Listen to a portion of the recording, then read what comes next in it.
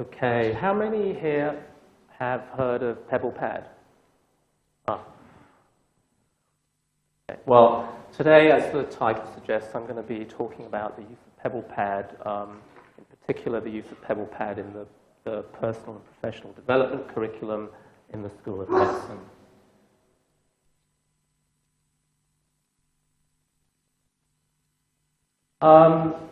The new version of PebblePad is actually called Pebble Plus, but I kind of prefer using PebblePad for some reason. It sounds better than Pebble Plus, so I'll be using PebblePad. But in fact, the newest version is called Pebble Plus, and the reason why it's called Pebble Plus is that it's got a whole host of new features that weren't there in the old PebblePad. But if you read about the new version of PebblePad, or if you come across PebblePad, that actually refers to the old version and the new version of Pebble Plus. The reason why it's called Pebble Plus is because there's a new, essentially a new back-end administrative function called Atlas, which is very different from how the back-end used to work, the administrative back-end used to work in the old PebblePad. UWS introduced PebblePad at the beginning of 2012, and the School of Medicine is involved in the trial, as well as a part of the School of Music and the Industrial Design course that's part of the School of Engineering ICT, I believe. So it's very much still in the trial phase, and we've got Pebble until, I believe, at least until the end of this year and towards the middle part of next year. So we still have quite a bit of room in terms of time to work with Pebble.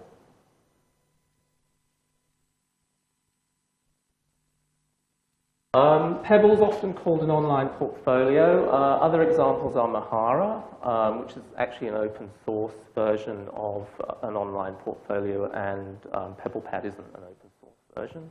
But essentially, they're very, very kind of similar products. Who's heard of Mahara?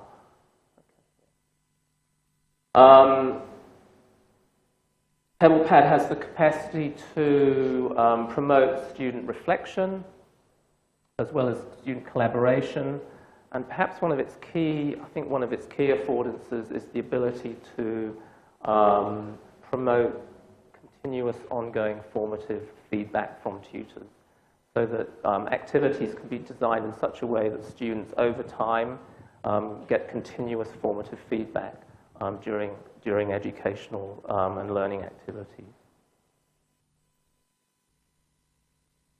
So yeah.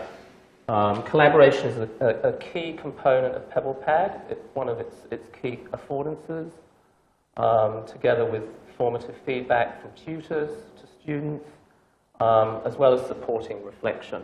Okay, so it's those three things: reflection, collaboration, and formative feedback that kind of create the central features of PebblePad as an educational tool. So, personal and professional development, at least from our perspective, is everything that's not scientific. Okay, so anything that's not scientific is kind of fair game for the topics that we cover in PPD. So it's things like culture, ethics, society, communication, empathy, etc., etc.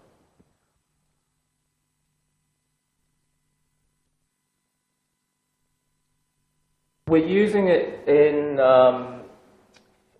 years 1 and 2, PebblePad in years 1 and 2, as well as in year 4. In year 4, we're using it as part of the, when students are in their obstetric and mental health terms,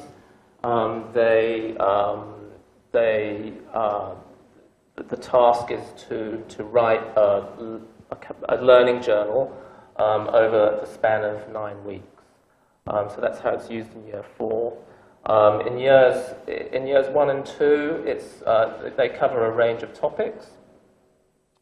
The numbers in both years 1 and 2 are fairly large, and that's actually been quite challenging for us actually to create. Not so much the learning activities, but the management and the submission process, and the way in which the assessment process has occurred has been quite challenging because the numbers have actually been quite large. but I'll talk a bit about that afterwards. As you can see, they both have 7 assessment requirements, so it's quite a lot of the requirements quite heavy over the span of 1 semester. As I said, in year 4, it's being used as part of a reflective learning journal process. Again, the numbers are quite large. There are 4 groups, and there are about 35 students in each group, and there are 2 facilitators that take charge of each group. So it's about 17 or 18 students within each group. And that, again, has been fairly challenging for the tutors in providing continuous feedback, because you can imagine, over a 9-week period, there are 9 reflective learning journals that are often quite dense and heavy, and tutors are required to provide feedback at least 3 times over that 9-week period. So, but on the whole, that's worked fairly well, and I can talk a bit about that afterwards if you're interested in setting something up, a similar thing up in PebblePad as well. The PPD team involves me, as well as a curriculum designer with a clinical background, all the administrative year coordinators, as well as the tutors who actually deliver the course. So we've all been involved in developing the curriculum and integrating it with PebblePad.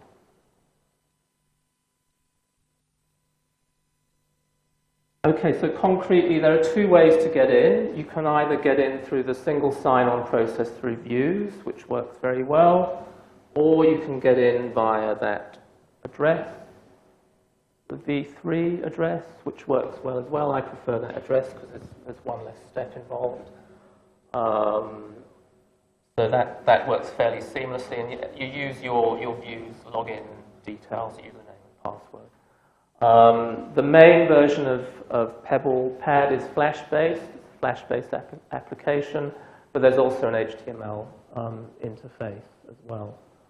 And I believe they're actually moving towards getting rid of the Flash-based interface and developing an HTML5 version of Pebble Plus, and that's going to be the future for Pebble. Essentially, in Pebble, there are 2, if you think conceptually, there are 2 spaces. There's the personal learning space that the students kind of work in, where they create their documents, where they upload documents, where they work on their portfolios, where they work on their blogs, etc., etc. And that's also the space that tutors use to create templates that we provide students with. Okay, so it gets a bit, it's sometimes not that useful to think of these 2 spaces, but I think initially when you're kind of getting your head around Pebble, to think of the personal learning space and the institutional space as being different. And then there's the institutional space, which is essentially the back-end space. It's the administrative space that allows us as tutors and staff to set up groups to provide students with templates and resources, etc.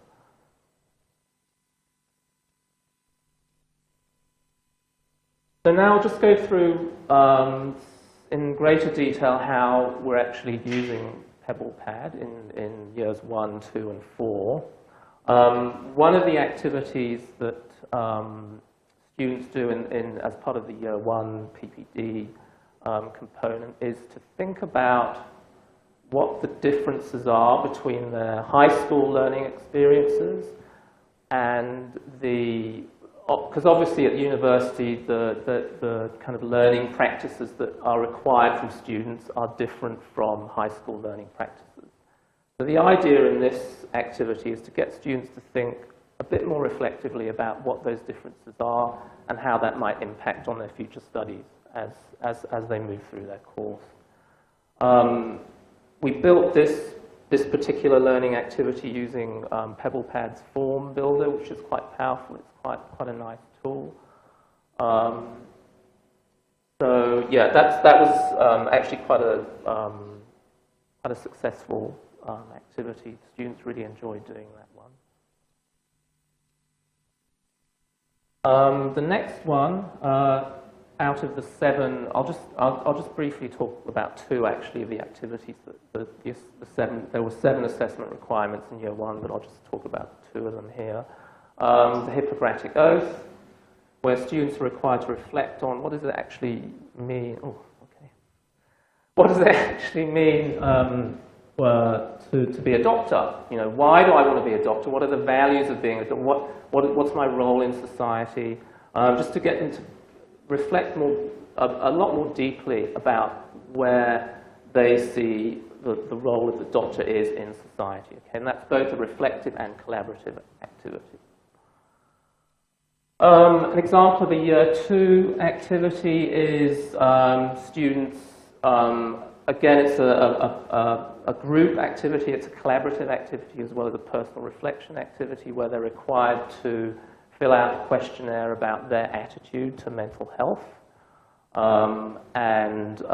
We provide them with the resource through Atlas, the institutional space.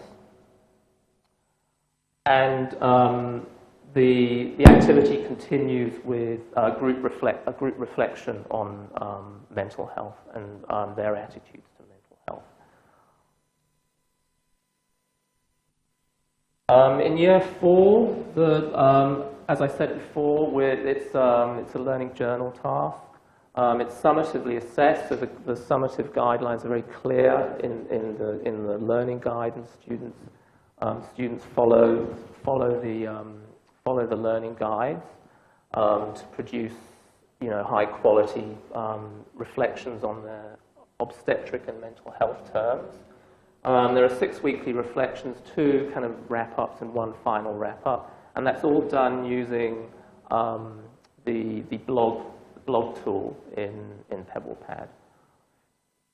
The problem with that, and this is perhaps one of the major problems, is that students really don't follow instructions. We ask them to use a particular template that we provided them with, but of course they don't use it, and instead of tutors ending up with 1 blog containing all the blog posts, tutors end up with 9 discrete blog posts, so 9 times 17, it becomes quite challenging.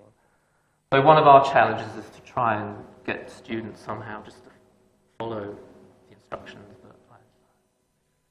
or how easy that's going to be. And this is just an example of a blog post by a student and the reflection that's provided by a tutor here at the end. Okay, some student, there's been, this is actually part of a research project that we're conducting, so we're quite familiar with a lot of the feedback that students have been giving us. Just some key points from the feedback so far. Students don't really like the interface, the Pebble interface. They find it quite unorthodox and quite challenging. So it's very different from any Microsoft, for example, any Microsoft product, or even interfaces like Google Docs, etc. So it's very, very different from the common interfaces that they usually come across. It's not fully compatible with the iPad, which is a bit of a problem considering the fact that we're introducing, Pebble was actually such a integral part of the PPD curriculum in year 1. There's a great variability in tutor competence with PebblePad. Some are great, some really know how to use it well and are really, really competent, others not so much. However, that gap's also, sometimes it's not that great a problem because students just help tutors out anyway in the tutorial session. So I'm not sure if that's that big a problem, that particular piece of feedback. Okay. And the other thing is that we haven't been, we've only used Pebble for a full year plus a few months, so a whole of last year plus a few months of this year. So it's really hard to evaluate how students, what value students will get out of Pebble because they haven't used it over a long time span. And really that's the value of an online portfolio, obviously, once you start accumulating work over time. And that's been hard to evaluate. Possibilities for future use include problem-based learning in the curriculum as well as work-based assessments and using the form tool in PebblePad for workplace assessments.